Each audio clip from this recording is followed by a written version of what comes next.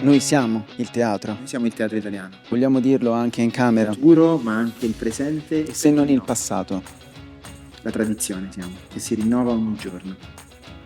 Sembra uno spot tipo di Sì. Pizzarelli. Seriamente, perché noi facciamo teatro?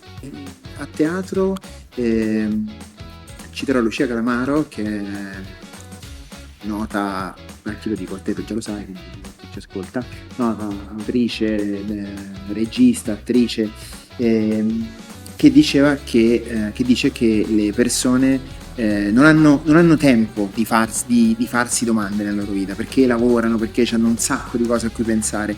Chi fa teatro ha il tempo e anche un po' il compito di capire quali sono le domande del presente e proprio di studiare per arrivare a consegnarle e creare un luogo in cui farsi domande. C'è una domanda che risuona nello spazio teatrale, ma proprio pronunciata o detta in modo metaforico, ci fa sintonizzare tutti su qualcosa che spesso ci fa dire: ah, questo non ci avevo pensato o non ci pensavo da anni. Questo mi fa ridere perché mi fa vedere un lato di me che non ho tempo di fermarmi a riconoscere. Cioè, almeno io penso, facendo un discorso serio, che gli altri mezzi di comunicazione siano tutti dei mezzi un po' bugiardi, perché ledono il contenuto che tu vuoi trasmettere, lo rimpiccioliscono, lo rendono più stupido, più velocemente trasmissibile. Non che qui noi non diciamo cose stupide, però lo facciamo dal vivo, quindi le persone possono godersi la stupidità dal vivo.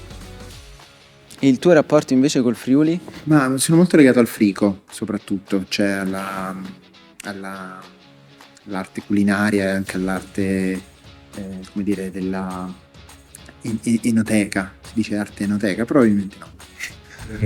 Però se non sbaglio questa è la prima volta che vengo a fare uno spettacolo, forse sto sbagliando. Nel circuito ERT, nel circuito del Friuli Venezia Giulia, penso che sia la prima volta e devo dire che è una bellissima prima volta. È una bellissima prima volta. No, è andata molto bene. Stasera sarà un trionfo straordinario. E poi ci sarà Tolmezzo E la Tisana. e la Tisana. Quindi abbiamo. Friuli ne avrà abbastanza. Ne avrà abbastanza. E ci reclamerà. Ancora e ancora.